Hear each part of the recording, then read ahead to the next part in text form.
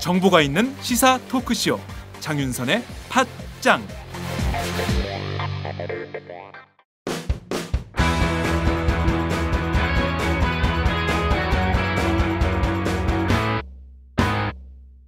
색깔 있는 인터뷰. 색깔 있는 인터뷰 시작하겠습니다. 유승민 새누리당 원내대표의 사퇴를 압박하고 있는 청와대가 국회 그리고 당정 일정에서 아예 유승민 원내대표를 배제시키려는 뜻을 노골적으로 드러내고 있죠. 그래서 국민들은 이렇게 봅니다. 청와대가 권력 투쟁만 하고 국정 운영은 뒷전인 것 아니냐, 이런 비판도 제기되고 있는 상황인데요. 오늘은 새정치민주연합 신경민 의원을 모시고 박근혜 대통령 그리고 유승민 원내대표 간의 갈등 문제, 그리고 오늘 성완종 리스트 관련 검찰 수사 결론이 밝혀지는데요. 관련한 입장도 함께 들어보도록 하겠습니다. 의원님 어서 오세요. 네, 안녕하십니까. 네, 오랜만에 뵙겠습니다. 네, 그러네요. 예. 자, 우선 오늘 오후 2시경에 발표될 현안부터 좀 여쭙겠습니다. 네. 굉장히 시끄러웠었는데요. 성완종 리스트 의혹에 대한 수사 사건에 대한 그 검찰 중간 수사 발표를 오늘 합니다. 82일 만에 수사 종결을 선언하는 것인데요. 자, 우선 이 검찰 수사에 대해서 좀 어떻게 지켜보셨습니까? 처음부터 뭐 기대는 전혀 없었고요. 뭐 죽은 자는 말이 없다라는 그 경구대로 역시 그대로 진행이 됐고요. 뭐 아무것도 나올 것이 없을 것이다라는 예상 그대로인 것 같습니다. 결국은 성완종 전 의원이 자살을 하면서 남겨놓은 몇 가지 증거를 아주 소극적으로 확인하는 수준이 됐고, 결국은 대개 이걸 저희들이 이렇게 얘기하거든요.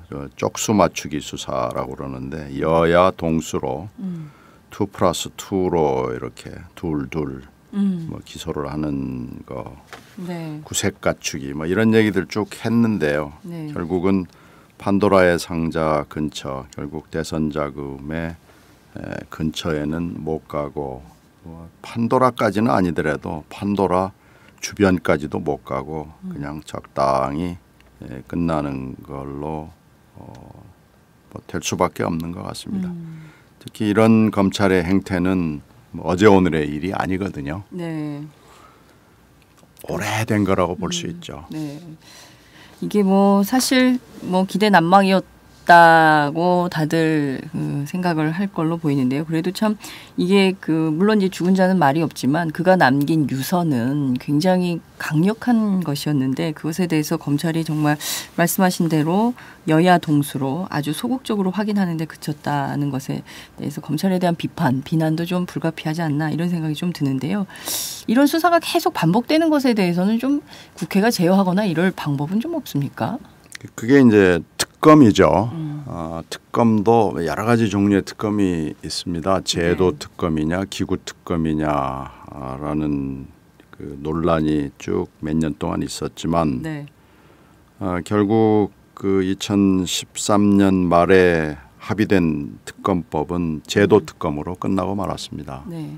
결국 이 검찰의 기소 독점주의, 수사에서 거의 전권을 행사하는 이 검찰이 독과점을 하는 한 이 나라의 수사는 항상 어디에서나 절망스러운 상황으로 끝날 수밖에 없다는 것이 여러 번 증명이 됐고, 이건 이미 우리나라가 대한민국이 생겨난 이래 반복되는 일입니다. 그래서 이 검찰의 독과점을 깨기 위한 여러 가지 시도가 있었습니다마는 다 실패했습니다. 네. 맨 처음에 제도는 법무장관과 검찰총장을 분리하는 거였습니다마는 법무장관과 검찰총장이 한통속이 되는 것이 네. 뭐 거의 반복되어 온 일이었고요. 네.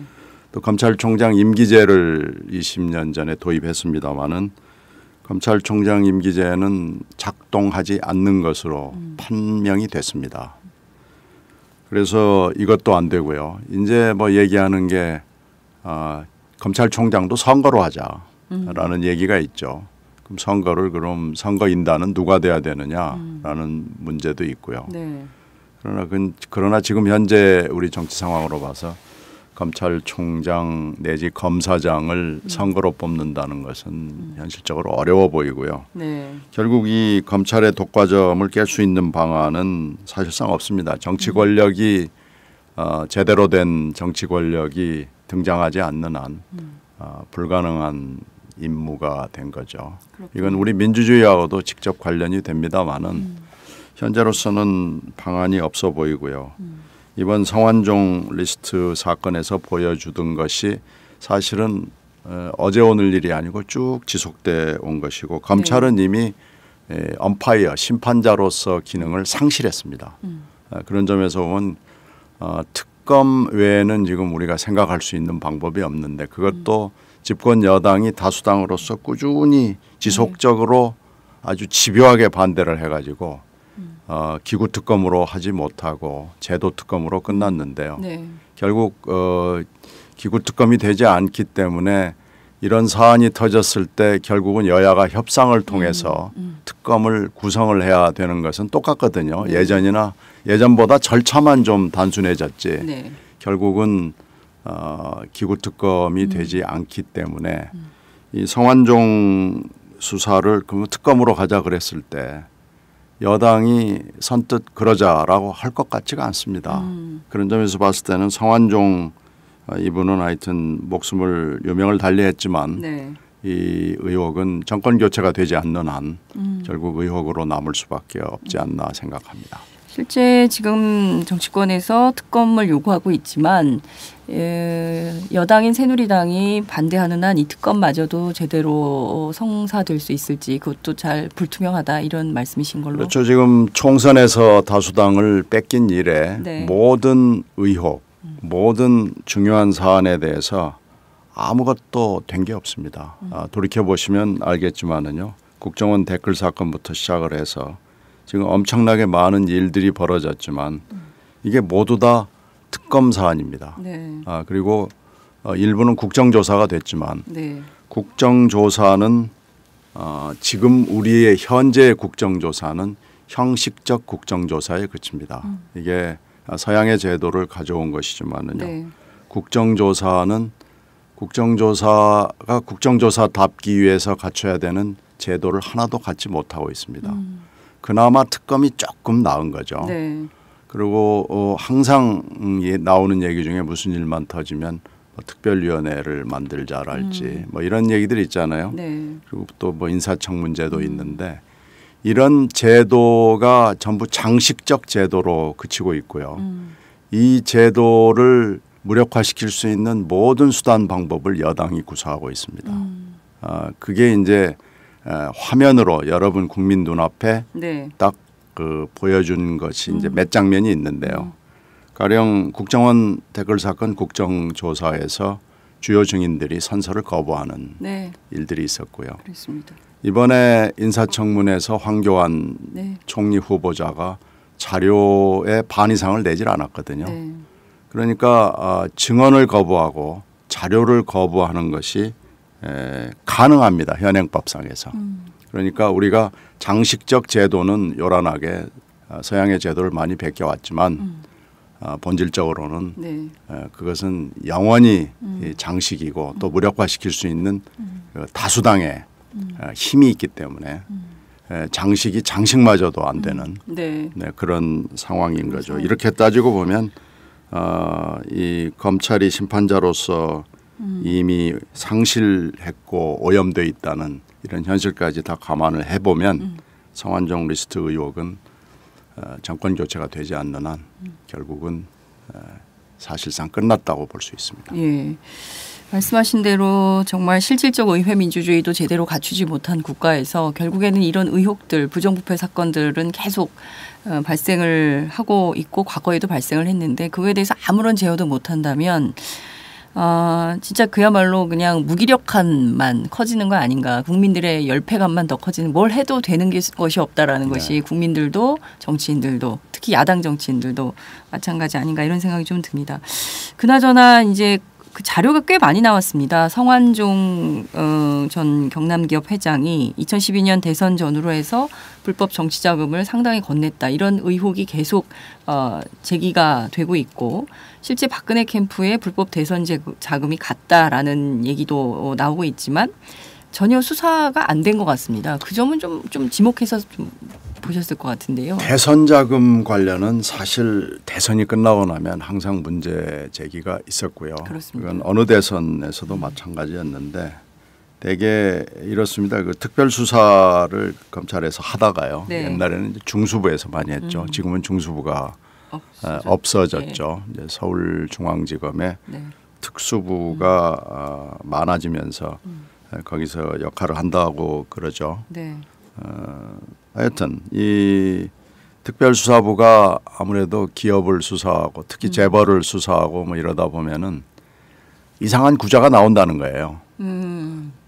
그게 이제 판도라의 상자로 들어가는 길이죠. 네. 근데 검사들의 고백을 들어보면 네. 이제 검사들도 뭐 항상 검사가 아니고 그만두는 때가 있잖아요. 네.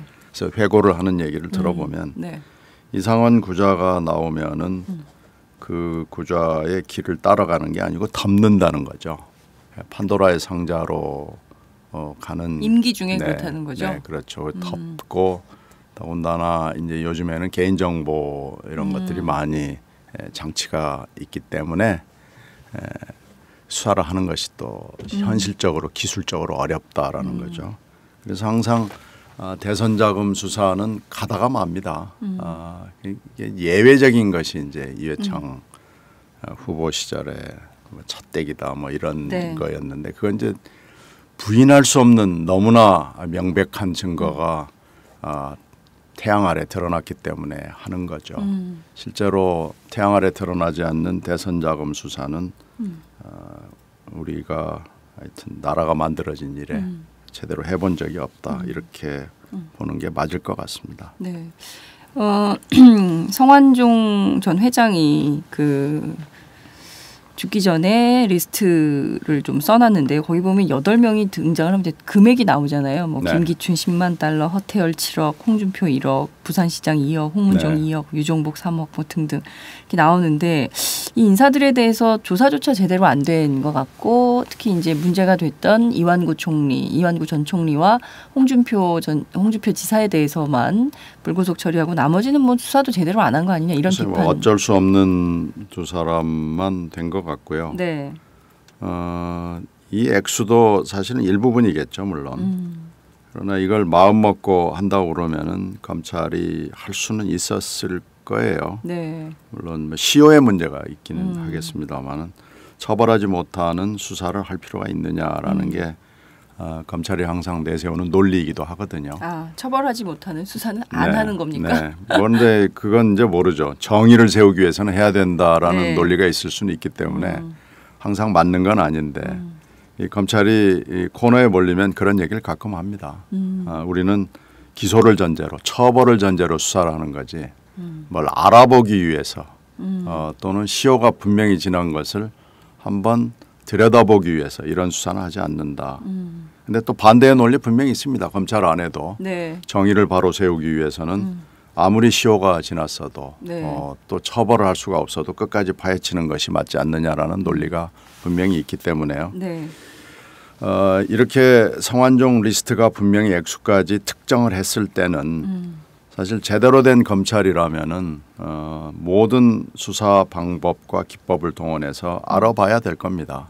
근데 이게 가리키는 바가 너무 분명하거든요. 네. 대선 자금입니다. 그렇습니다. 대선 자금으로 가는 길의 이정표거든요. 그렇습니다. 그 이정표를 무시하고 그쪽으로 운전을 하지 않는 거라고밖에는 보여지지 않습니다. 결과적으로 앞서 말씀하신 대로 이상한 계좌가 발견됐지만 현존하는 권력이 있기 때문에 그냥 수사하기보다는 덮는 쪽으로 검찰이 결론을 내렸다. 이렇게 봐야 되겠네요. 네, 그렇게 현재로는 그렇게 볼 수밖에 없고요. 네. 특검을 했으면 참 좋겠는데 네. 그렇게 또 될까요? 지금 보여지고 있는 여당의 행태 네. 또 그 사이 보여졌던 행태로 봐서 여당이 정의를 위해서 아마 이렇게 나서지는 않을 것 같아요. 만약에 여당이 정의를 위해서 나섰다면 국정원 댓글 사건 최동욱 찍어내기, NLL 사건, 정윤회 사건, 세월호 사건 이렇게 되지 않았을 겁니다. 전혀 다른 결론을 국민 앞에 보여줬을 것이고 나라가 조금이라도 정의를 위해서 그리고 나라의 위상을 위해서 업그레이드하는 쪽으로 갔을 거예요. 그러나 모든 길목에 여당이 다수당의 힘을 이용해서 막아섰고요. 여당이 그걸 뚫지 못했습니다. 참 답답합니다. 이번 사건을 지켜보는 국민들은 저 사람은 느닷없이 왜 등장했지 하는 사람이 있습니다. 바로 노무현 전 대통령의 친형 노건평 씨인데요. 좀 끼워 맞추기 수사 아니냐, 기자들도 좀 그렇게 보는 시각이 있는 것 같습니다. 이건 좀 어떻게 보십니까? 그 노건평 씨는 뭐 여러 가지 화제를 불러일으키고 본인이 사법 처리의 대상이기도 했으니까요. 네. 검찰이 쉽게 접근할 수 있는 아마 상당히 많은 자료가 있었을 것으로 판단이 되고요. 노건평 씨 관련된 자료가요. 예. 그래서 아마 등장한 거 아닌가 싶은데요. 자세한 내용은 잘 모르겠습니다. 오늘 기소 내용을 한번 좀 들여다봐야 되겠습니다만은 지금 기소 내용을 정확히 모르는 상황에서는 뭐라고 말씀드리기는 힘듭니다. 알겠습니다. 오늘 오후 2시 중간 수사 결과가 발표되기 때문에 그 상황을 좀 보면서 나중에 또 다시 한번 이 문제는 들여다보도록 하죠.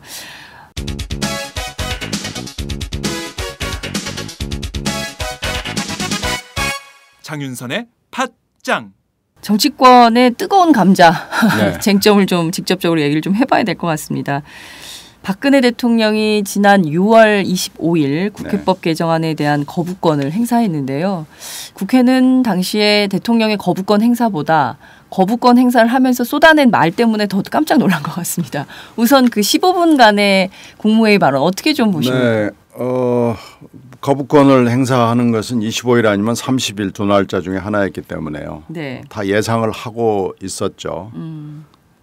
그러나 그 문장을 우리가 보고 그리고 직접 비디오를 보고 우리가 받은 충격, 특히 아마 여당이 받은 충격은 대단했을 겁니다. 저는 이거 6.25 사변이라고 표현을 하는데요. 네. 전혀 짐작을 하지 못했고요. 이건 지미 국가다라는 협박 선언문 비슷한 거였고요. 우리의 현재를 거의 몇십 년 내지는 몇백 년 뒤로 리와인드해서 돌려놓았다고 볼 수 없습니다. 저는 70년대를 바로 연상을 했고요. 6, 70년대 그리고 영조 시대 사도세자 비슷한 뒤주로 들어가라라는 뭐 그런 느낌도 좀 받았고요. 루이 14세가 바로 연상이 됐고요. 이게 도대체 우리가 지금 21세기도 15년이나 지났는데 이게 말하자면 말이 되는 말인가라는 거에 대해서 아주 상당히 충격적이었습니다. 뭐 민주주의다, 삼권분립이다, 뭐 입법권이다, 뭐 국민이다 이런 말들이 다 사치하고 공허하고 과연 우리나라가 지금 민주주의인가? 이거 혹시 형식적 민주주의 아닌가라는 회의가 들 정도고 그 뒤에 전개된 일들도 대단히 실망스러웠습니다. 도대체 이 말을 하는 사람들이 무슨 말을 하는지도 모르고 얘기하는 거 아닌가. 특히 그 친박 몇 의원들의 행태는 저는 돈을 주고 그런 짓을 하라고 해도 못할 겁니다. 이건 거의 뭐 창피한 수준이고 이게 보도가 되기 때문에 전 세계 사람들이 다 볼 수밖에 없을 텐데요. 제발 좀 오바마가 몰랐으면 좋겠다라는 느낌이 들 정도의 그런 거였고요. 특히 김무성 대표의 행태는 뭐 지금 대인배라고 얘기를 하고 다니시는 분인데 대인배는 전혀 맞지 않는 거다라는 거고 우리의 현실, 특히 우리 민주의 현실, 여당 또 뭐 친박 그리고 대통령 본인 이 민낯을 낱낱이 이 전 세계를 향해서 보여준 대단히 중요한 사태이자 사변이고 6.25 사변이라는 표현을 저는 지금도 가장 적확한 평가라고 생각합니다. 6.25 사변이라고 명명하신 거는 대통령이 국민과 국회에 대해서 전쟁 선포를 한 거다 이렇게 보시기 때문인가요? 아니요, 그런 것도 있고요. 네. 6월 25일 일어나기도 했지만 네. 뭐 몇십 년 전에 6.25 사변을 연상시킬 정도로 우리 민주주의를 보여주는 대단히 큰 사변이라는 뜻을 담고 있고요. 네. 대통령의 입장에서는 여당, 원내대표 그리고 국민을 모두 다 휘하에 놓고 보는 짐이 국가다라는 거죠. 그런 걸로 봐서는 거의 이건 뭐 사퇴 내지는 사변 수준의 선언문으로 생각이 됩니다. 네. 박근혜 대통령의 주장을 그대로 받아서 친박 의원들이 사실상 유승민 나가라 이렇게 찍어서 했습니다. 그런데 새누리당이 뭐 물론 저항은 있었지만 그렇게 큰 저항이라고 보기는 어렵지 않나라는 생각이 좀 드는데요. 같이 정치하는 입장에서 볼 때 그건 좀 어떻게 보이십니까? 그것도 놀랍죠. 네. 그 치유력, 그 구심력, 힐링이죠. 요새 말로 얘기하면.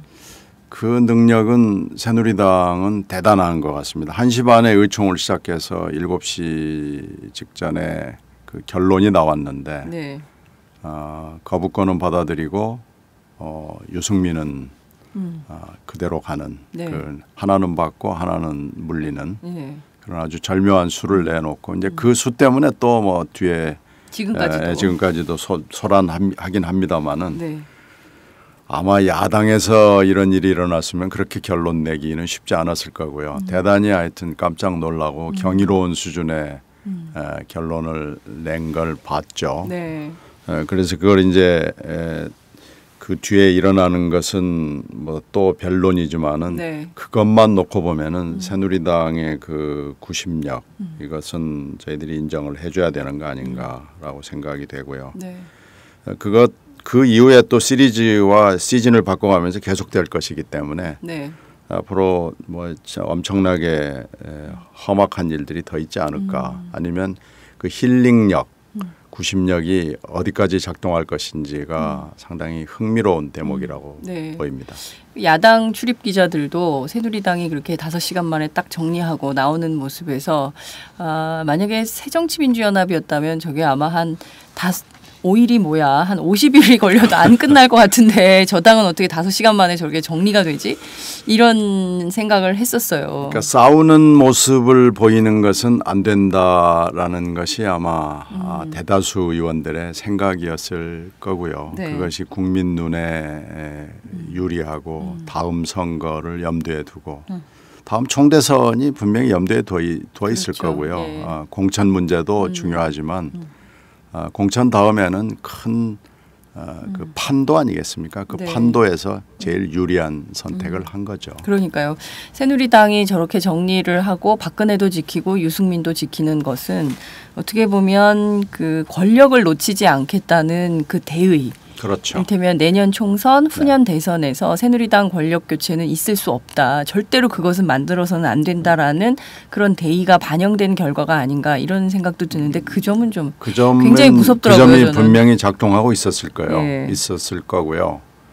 하여튼 권력을 잃었던 10년 동안에 느꼈던 여러 가지 박탈감, 네. 불이익에 대한 반성이 대단히 철저한 조직이다라는 또 대단히 무서운 조직이다. 네. 그리고 앞으로 총대선이 그렇게 쉽지 않다라는 걸 보여주는 그렇습니다. 대목입니다. 네, 말씀하신 대로 대의를 다시는 그 민주정부를 만들지 않겠다는 그 신념이 저 사람들은 저렇게 정말 그 적확하게 투영이 돼서 저렇게 사소한 것 하나 어떻게 보면요. 큰 틀에서 보자면 그 판을 흔들지 않으려는 노력이 대단하다. 사소한 게 중요합니다. 그런 생각이 좀 듭니다. 자, 그나저나 예컨대 이제 새정치민주연합 같으면 당 내부에서부터 이것은 이미 국회의원 200명이 넘는 사람들이 찬성을 해서 통과시킨 법이고 이거를 다시 무위로 돌리는 것은 있을 수 없다. 뭐 이런 주장과 비판이 계속 나옴직한데 그냥 전부 그냥 쫙 일치단결해서 입장을 바꾸고 있는 게 아닌가라는 생각이 좀 드는데요. 그런 측면에서 보자면 새누리당이 어찌됐든 6일 표결에 참여하든 참여하지 않든 어찌됐든 새누리당은 스스로 자기 부정의 정치를 하고 있는 거 아니냐 이런 비판도 가능할 것 같은데요.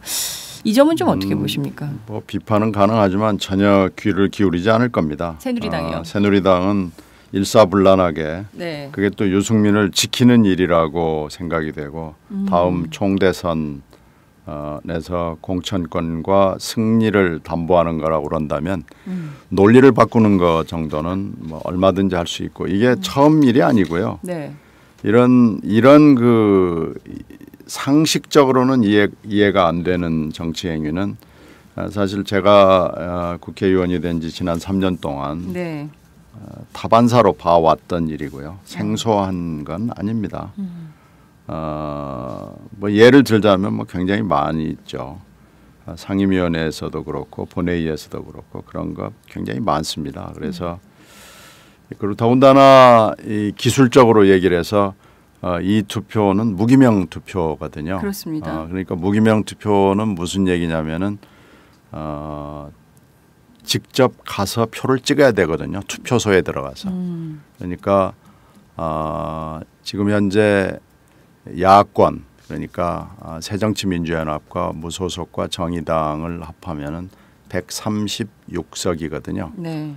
그러니까 이게 통과가 되려면은 151표를 얻어야 되거든요. 네. 그러니까 14 내지 15명 정도가 투표를 해줘야 되는데 네.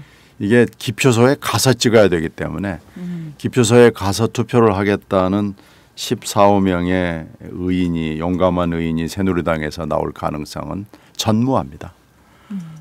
그렇기 때문에 이것은 통과되는 것이 불가능한 상황이고요. 네. 아마 1번 의안으로 6일 날 처리할 것이기 때문에 이걸 처리하고 나머지 법안들 결의안, 동의안을 처리할 것이거든요. 네. 그렇기 때문에 이것이 통과될 가능성은 전무합니다.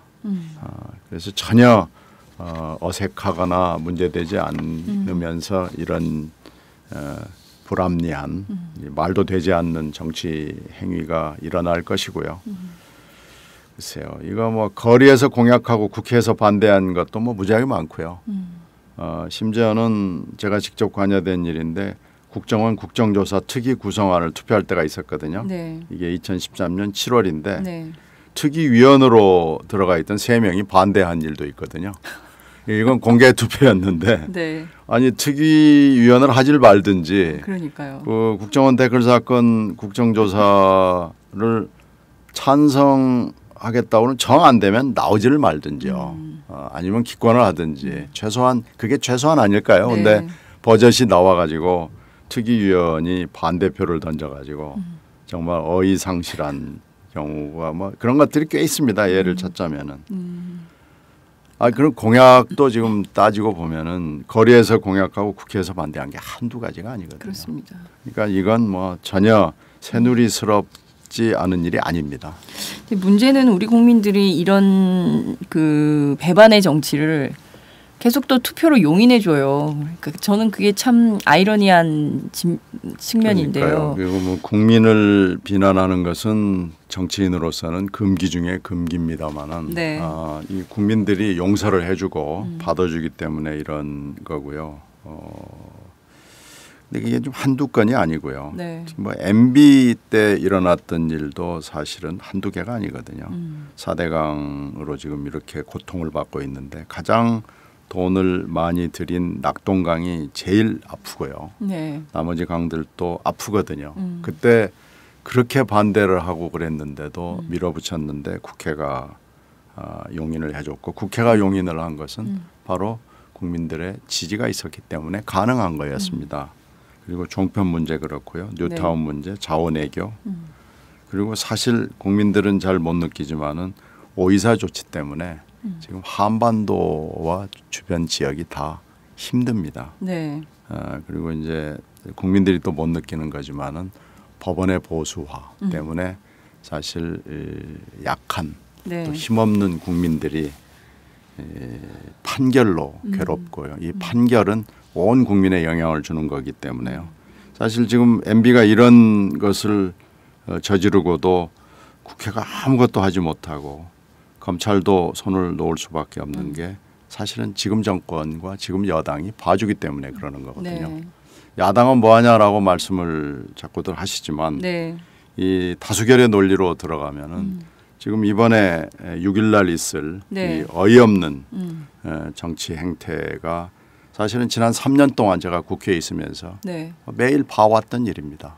이 다수당의 논리로 밀어붙일 경우에 어찌할 수 있는 방법이 없습니다. 그나마 국회 선진화법이 있기 때문에 네. 여야 합의를 전제로 해서 하니까 조금 나은 거죠. 왜 싸우지 않느냐고 야당 지지자들은 얘기를 네. 하지만 지금은 싸우기가 대단히 어렵습니다.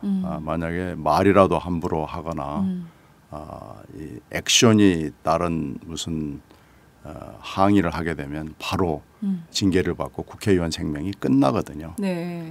그러니까 이제는 욕도 함부로 못하는 그러니까 야당스럽다라는 것이 꼭 그런 건 아닐 겁니다만은 그렇습니다. 그러나 이슈를 가지고 싸우려고 하면은 바로 다수결로 밀어붙이고요. 다른 액션을 취하는 것은 지금 불가능한 상황이기 때문에 지금 이 야당성을 갖는다는 것이 대단히 어렵죠. 그러나 국회 선진화법 때문에 또 여러 가지 좋은 점도 많이 있고요. 그래서 네. 국회 선진화법을 한 것 자체는 이것은 박근혜 네. 정권이 한 겁니다. 그 전에 지적이 돼가지고 그렇습니다. 한 거기 때문에 이것은 뭐 좋은데요. 네. 그러다가 보니까 또 한계도 있고요.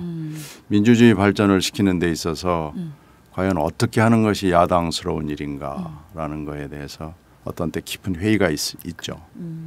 말씀하신 대로 지금 국민들의 뭐 박근혜 대통령은 민생, 경제 활성화 이런 걸 굉장히 강조하지만 바닥 경제, 바닥 민심은 굉장히 흉흉한 상황이거든요.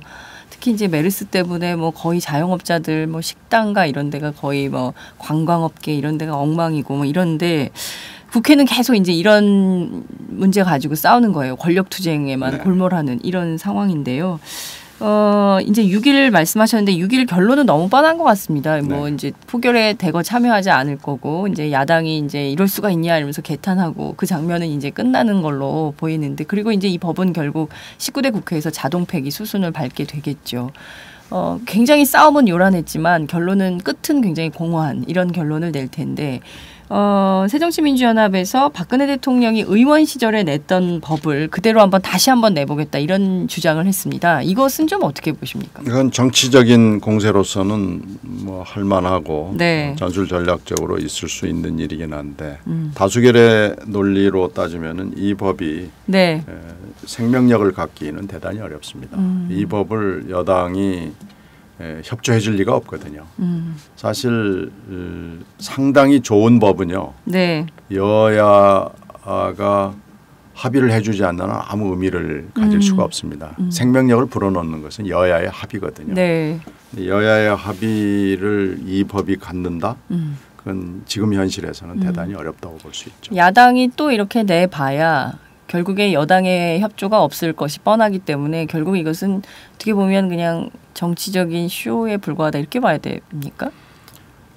야당으로서는 뭐 해볼 이슈를 부각하기 위해서는 해볼 만한 일이라고 저는 생각하는데요. 네. 이게 국회 내부 절차로 들어갔을 때 살아남을 수 있을까 하는 데는 좀 회의적입니다. 네. 박근혜 대통령이 사실 권력 게임에 굉장히 골몰하는 듯이 보여요. 이를테면 지난번에 정윤회 파문 때도 도대체 이게 뭐야 하고 국민들이 깜짝 놀랐었거든요. 근데 이번에도 마찬가지로 박 대통령이 이렇게 세게 나오는 것은 결국엔 내년 총선의 공천권 때문 아니냐. 결국엔 친박 줄 세우기를 하겠다라는 걸로밖에 해석이 안 된다라는 게 이제 평론가들 그리고 또 정치 기자들의 그 분석인데요. 그 점은 좀 어떻게 보십니까? 그건 맞는 거겠죠. 근데 그보다 앞서서 네. 더 적나라한 계기라고 그럴까? 네. 동기는 두 사람 사이의 일일 거예요. 유승민 원내대표와 박근혜 대통령 사이에 있었던 무슨 일이 있었는지는 짐작은 가지만 정확하게는 모르겠지만요. 아마도 도저히 참을 수 없는 뭐 그런 일들이 있었던 것으로 보이고요. 그 근저에는 공천권에 대한 게 물론 깔려 있겠죠. 그건 그 뒤에 따르는 분석이라고 생각이 되고 네. 분명히 맞을 겁니다. 지금 김무성, 유승민 두 사람이 주도하는 공천이 친박에 유리하게 전개될 리는 없거든요. 이번에 이렇게 드러나는 상당히 많은 것 중에 아까 김무성 대표의 얘기도 했습니다마는 네.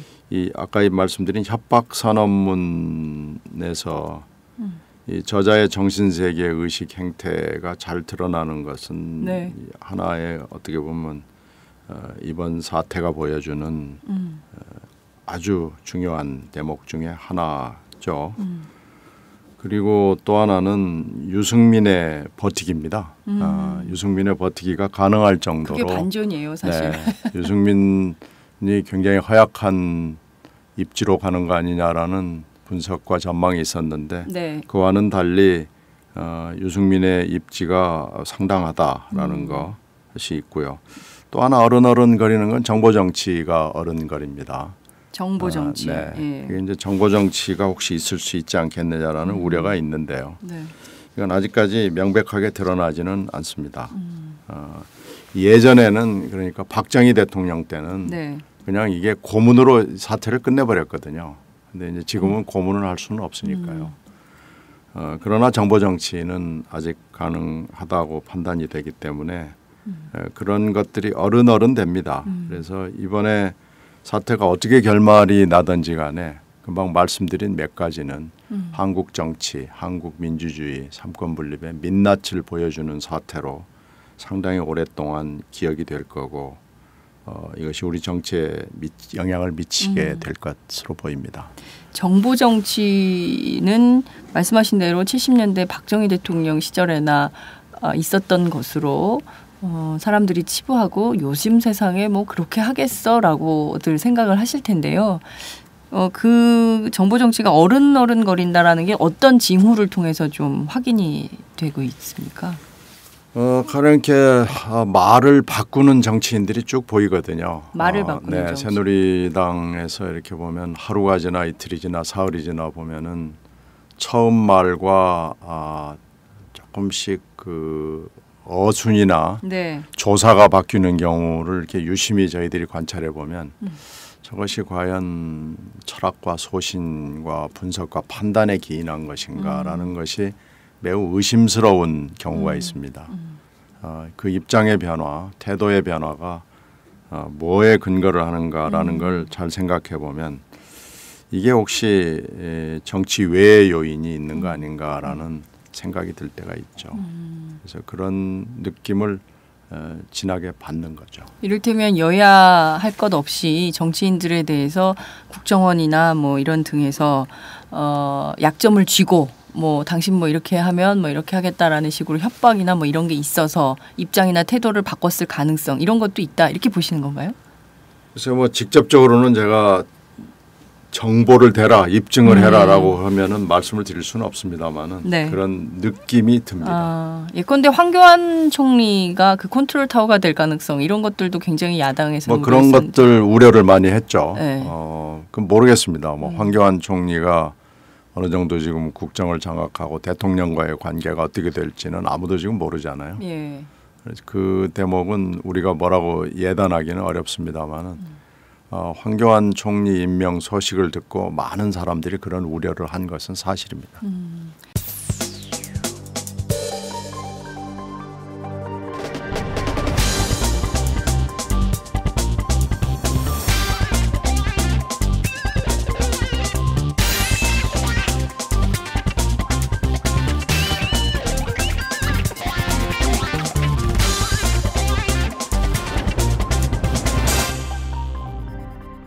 장윤선의 팟짱.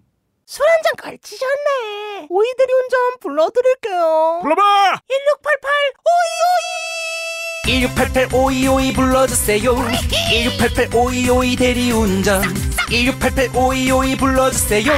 1688 오이오이 대리운전 처음 이용하시면 만원 상품권 드려요. 1688 오이오이. 예, 말씀하신 대로 지금 그 박근혜 대통령 취임 이후 지금까지 단 한 차례도 조용한 적이 없었던 것 같습니다. 끊임없이 국정원 댓글 사건, 사이버 사령부 사찰 문제 뭐 등등 해가지고 지금 2년 반 동안 굉장히 사람들이 2년 반밖에 안 지났어라고 할 정도로 굉장히 많은 사건이 끊이지 않고 있는 상황인데 좋게 말하면 다이나믹한 거죠. 그렇게 이해를 해야 됩니까? 예. 어찌됐든 계속 끊이지 않고 이런 상황인데 국민들은 앞서 말씀드렸듯이 어떤 그 뭐 좀 해갈하는 기쁨이랄까요? 어떤 그 좀 한국 정치를 보면서 아 정말 잘한다 이것보다는 굉장히 우리 정치가 왜 이렇게 점점 후져지냐라는 것에 대한 참 분노도 있고 어떤 측면에서 보면은 실망감도 크고 뭐 이런 것인데요. 그런 장면은 좀 여당도 비슷하지 않나 이런 그렇죠. 이게 왜 이런가라는 거에 대해서 뭐 저도 깊은 생각을 많이 하고요. 네. 이걸 우리 얘기로 제가 설명을 드리기보다는 제가 아는 미국의 경우를 한번 몇 가지를 드려보겠습니다. 얼마나 우리와 미국이 다른가. 미국도 물론 이미지 정치를 하니까요. 네. 부시 대통령처럼 엉뚱한 생각을 하는 사람이 대통령이 돼서 힘든 세월을 겪기도 했습니다마는 우리하고는 분명히 다른 대목이 있는 게요. 제가 사라 팰린 지난번에 대선 후보까지 올라갔던 알래스카 네. 부지사 출신이죠. 그리고 캐롤라인 케네디 케이스하고 에드워드 케네디 케이스를 보면서 네. 미국은 우리하고는 대단히 다르구나라는 것을 느꼈습니다. 네. 에드워드 케네디는 일단 케네디 가문은 미국에서 거의 왕에 해당될 정도의 귀족 가문입니다. 그래서 에드워드 케네디는 형들이 다 죽으면서 대통령 후보가 되겠다고 생각을 했죠.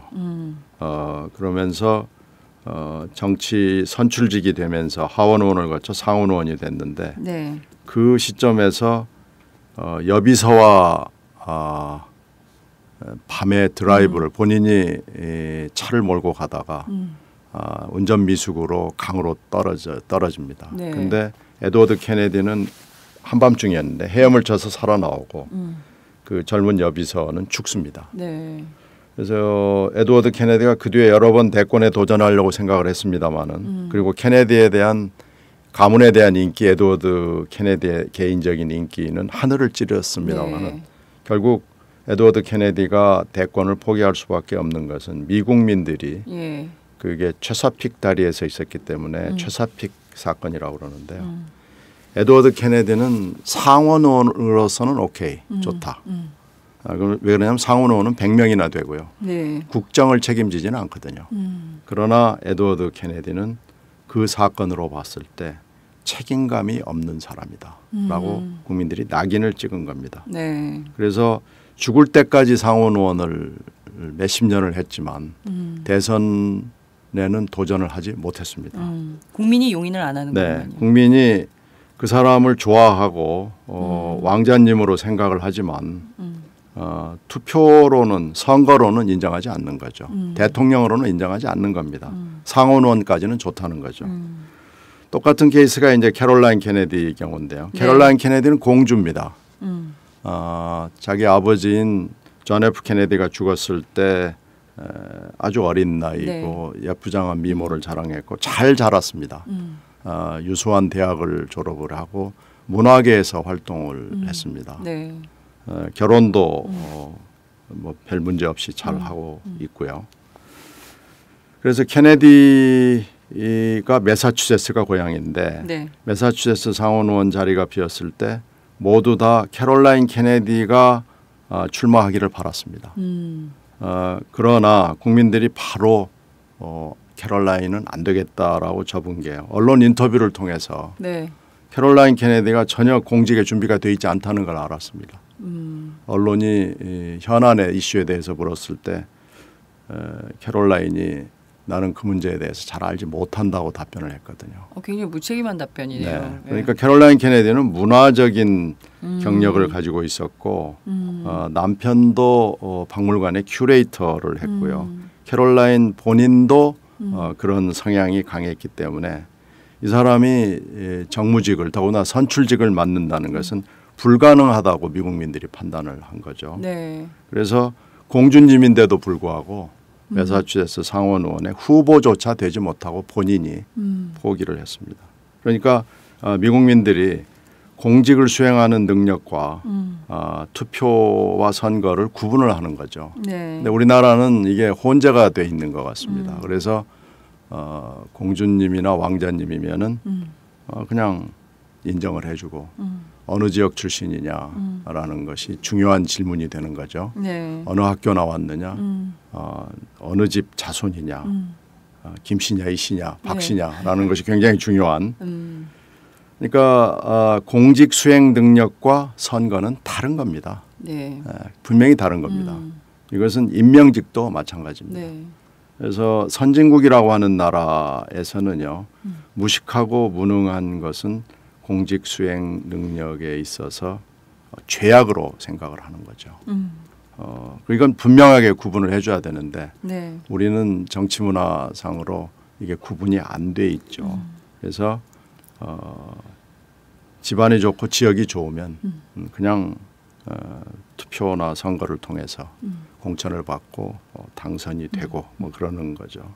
그래서 사실 이 공직자 특히 대통령은 위기와 항상 네. 공존을 하는 거고 위기와 동침을 하는 사이라고 생각을 하면 되는데요. 그 위기는요. 인기로 극복할 수 있는 건 아닙니다. 네. 위기는 능력으로 극복을 할 수 있는 거죠. 거기에는 여러 가지 많은 능력이 필요한데 정의감, 책임감, 판단력 그리고 최소한의 학식, 지식, 인식 능력 이런 게 필요한 거죠.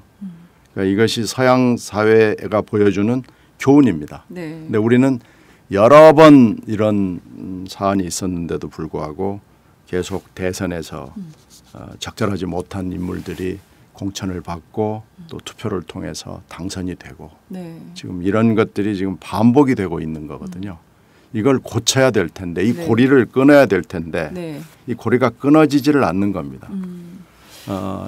이것을 어떻게 해야 되는 것이 이제 핵심적인 문제고 정당 개혁 네. 그리고 국민들의 의식 개혁 뭐 이런 것들이 이제 선행이 돼야 되고 모든 국민이 다 소크라테스나 플라톤이나 아리스토텔레스가 될 수는 없는 거죠. 네. 그러나 이런 그 주도를 해나갈 수 있는 핵심적인 세력이 필요한데 이게 지금 몇십 년 동안 87년에 형식적 민주주의를 개헌을 통해서 직선제 개헌을 통해서 얻어냈지만 87년 이후 오히려 진전되지 못하고 우리가 뒷걸음질을 치고 있는 거 아니냐라고 네. 지금 보이는 겁니다. 네. 그게 국민적 실망감으로 지금 드러나고 있는 거죠. 네, 지금 사실 드러나는 양태는 박근혜 대통령이 국회법 개정안 거부권 행사로 공천권을 주기 위한 것이다라는 어떻게 보면 굉장히 표피적인 의제일 수 있고요. 큰 틀에서 보면 이번 사태가 주는 큰 교훈은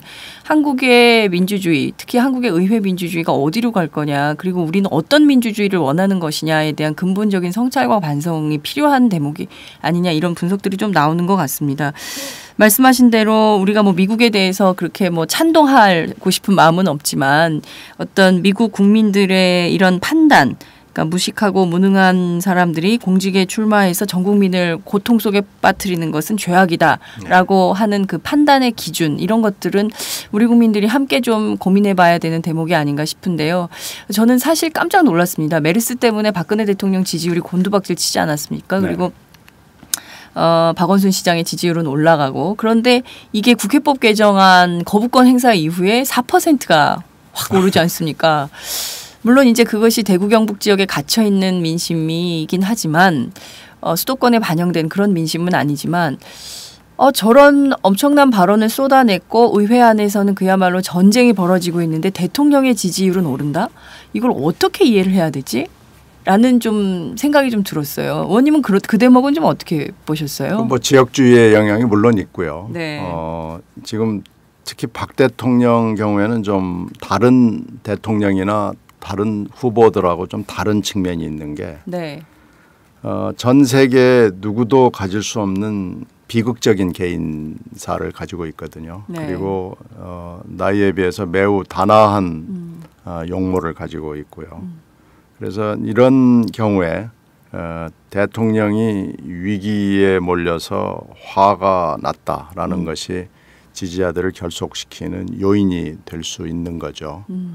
아마 이명박 대통령이 똑같은 얘기를 했다면 그렇게 안 됐을 것 같습니다.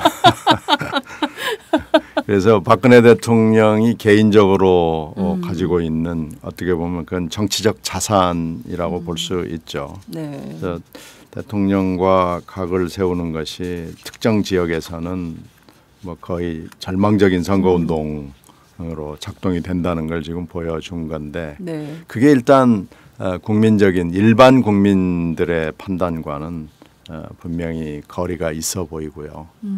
이 간극을 어떻게 좁힐 수 있느냐라는 것도 사실 숙제 중에 하나인데요. 지역주의의 가장 나쁜 폐해 중에 하나가 지금 보여주고 있는 현상입니다. 네, 말씀하신 대로 이것을 새누리당의 중진 의원들은 영남 패권의 문제로 보더라고요. 그래서 영남 패권주의를 새누리당 안에서 계속 유지할 것이냐 아니면 그거를 깰 것이냐 깨고 새로운 방식으로의 어떤 대안을 만들어서 새로운 정당 민주주의 그리고 정당 문화를 만들 거니 굉장히 중대 기로에 있다 이런 얘기를 하기도 하던데요. 말씀하신 대로 지금 상황 굉장히 녹록치 않고 물론 박근혜 대통령의 그 정치적 자산이라고 할 수 있는 단아함으로 네. 화를 내거나 이분이 편찮으시면 지지율이 올라가요. 그런 측면은 있지만 이제 그런 정치를 계속 우리 국민이 용인해 줄 거냐 이건 정말 고민해 봐야 되는 포인트 같습니다. 특히 아주 전술 전략적으로 실무적으로 얘기하면 박근혜 대통령의 복제는 없거든요.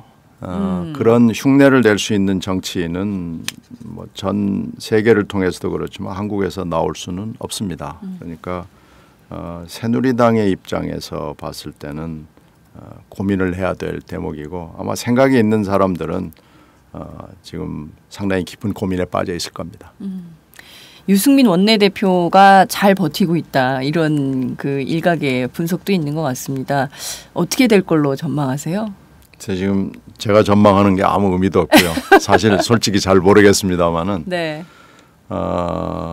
유승민 원내대표는 대단히 영민한 사람이고 그리고 저는 그 영민함보다도 유 대표의 그 정의감을 높이 평가하고 싶습니다. 되게 영민한 사람들이 가지는 가벼움을 갖고 있지 않고 정의로운 진중함이 있는 사람이거든요. 네. 그래서 유 대표가 아마 대단히 올바른 판단을 할 걸로 생각을 하고요. 이 싸움이 어떻게 결말이 날지는 저는 모르겠습니다만 유 대표는 이번에 충분히 대권 후보로서의 자질을 검증받았다고 생각합니다. 네. 이건 개인적으로도 그렇고 새누리당으로서도 아마 위기이자 기회이자 그런 거 아닌가 싶은데요. 네. 어떻게 보면 김무성 대표보다 유승민 원내대표가 더 큰 힘을 가질 수 있는 새누리당의 후보가 될 수도 있겠다. 이런 전망도 가능할까요? 그럴 수도 있죠. 왜 그러냐면 김 대표가 갖고 있지 않는 자질을 유 대표가 이번에 보여줬고요. 그것을 금방 말씀드린 영남 패권주의, 지역주의의 함정을 벗어날 수 있는 좋은 후보가 될 가능성을 보여준 거죠. 그런 점에서 봤을 때는 유 대표는 이번에 돈 들이지 않고 대단히 좋은 선거운동을 한 거죠. 지역구에서는 혹시 위기에 봉착할 수 있을지 모르지만 전국구에서는 저는 대단히 해볼 만한 이번에 정치적 결단이었다고 생각합니다. 네. 알겠습니다. 오늘 정말 깊이 생각해 볼 수 있는 여러 가지 의제들에 대해서 던져주신 점도 있고 또 우리 국민들이 성찰해 볼 지점도 고민해야 될 지점도 함께 던져주신 것 같습니다. 오늘 말씀 잘 들었습니다. 끝으로 한 말씀 부탁드릴게요. 글쎄요. 말을 근사하게 하는 건 뭐 잘할 수 있지만 현실은 녹록지 않죠. 근데 이제 이런 말들을 하면서 제 비관론을 이렇게 너무 비관하지 말라고 얘기하는 분이 있습니다. 낙관론자는 모든 위기에서 기회를 찾고 비관론자는 모든 기회에서 위기를 찾는다라는 그 경구가 있습니다. 네. 저는 여기에 물론 동의합니다만은 지금 우리가 보여주고 있는 현실은 계속 바닥을 치고 있다는 느낌이 들고요. 앞으로 이런 정치 풍토, 특히 이제 집권당인 여당, 다수당인 여당이 이런 행태를 보일 경우 메르스 사태에서 보여주듯이 모든 국민을 공포로 몰아넣을 수도 있는 겁니다. 가령 국정원 댓글 사건이나 정윤회 사건이나 세월호, 성완종 이런 사태는 소수에 관련이 돼 있고 모든 국민들한테 영향이 물론 미칩니다만 모든 국민들이 감지를 잘 못했거든요. 네. 세월호는 그 300명의 유가족, 네. 가령 국정원 댓글은 모든 국민이 피해자이면서도 국민들이 인식을 하지 못하는 뭐 이런 거였는데 메르스는 너도 나도 우리 모두가 직접적인 목숨이 왔다 갔다 하던 피해자라는 걸 지금 보여준 거거든요. 근데 이게 이유를 따지고 올라가면은 안전을 어느 순간에 정권이 팽개친 겁니다. 그리고 지금 정권이 안전을 제어할 수 있는 장치를 갖지 못한 겁니다. 그렇게 따지면은 결국은 이 모든 문제, 투표의 문제, 선거의 문제, 정당의 문제, 결국 민주의 문제가 네. 우리 국민의 목숨과 생명, 안전에 관련됐다는 것을 보여주는 건데요. 이걸 우리들이 지금 해석을 잘 못하고 있는 거죠. 그래서 이 위기에서 기회를 찾아야 된다는 그 낙관론에 제가 동의를 합니다. 그러나 어떻게 해야 되느냐는 문제에 대해서는 저는 비관론에 쓸 수밖에 없고요. 그럼에도 불구하고 우리가 내일이 있기 때문에 뭔가는 해야 되고요. 이 일을 위해서 제가 일익을 담당을 해야 되는 위치에 지금 있죠. 네. 그래서 뭐 해보겠습니다. 네. 그러나 제가 비관론자의 태도를 가지고 하는 거지 낙관론자의 그 막연한 그 희망만을 가지고 얘기하지는 않을 겁니다. 그래서 네. 우리가 내일을 위해서 이런 모든 분석과 전망 위에서 일을 해야 되지 않나라고 생각을 합니다. 하여튼 바닥은 끝없이 치겠지만 우리는 그럼에도 불구하고 뭔가 해야 된다. 그래서 이 민주라는 명제가 우리 모두의 문제고 우리 목숨이나 안전과 관련됐다는 것을 국민들이 좀 더 많이 이해를 해 주시고 여기에 길을 열어줄 것을 호소합니다. 네. 제가 보기에 그 비관론은 기자 출신이라서 그런 것 같아요. 그럴지도 모르죠. 늘 비관론에서 이 비판하고 했던 것이 잘 해결이 안 되는 것 같다는 생각이 듭니다. 마지막 말씀 역시 신경민의 클로징 멘트다라는 생각이 좀 들었습니다. 정윤회도 국정원도 세월호도 성완종도 그리고 특히 메르스도 이것이 다 사실은 까보면 한국 민주주의, 우리 안의 민주주의의 문제다라는 말씀을 주셨습니다. 정말 오늘 말씀 잘 들었습니다. 감사합니다. 네, 고맙습니다.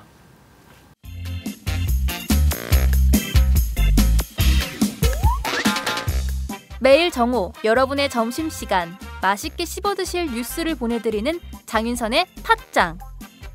매일나 신선한 뉴스를 맛보고 싶으시다고요? 보수 언론이 대충 훑고 지나간 뉴스 그 이면의 진실을 알고 싶으시다고요? 그렇다면 여러분의 곁에 장윤선의 팟짱이 있습니다. 좋아요와 구독하기로 응원해주세요. 포털사이트 검색창에서 장윤선의 팟짱을 치거나 모바일 앱스토어에서 팟빵 클릭 후 장윤선의 팟짱을 들러주세요. 요거 재밌네 할 때는 과감하게 좋아요를 눌러주세요. 여러분의 꼼꼼한 사랑이 팟짱을 키웁니다. 장윤선의 팟짱 애청자 여러분, 좋아요와 구독하기 꼭 부탁드립니다.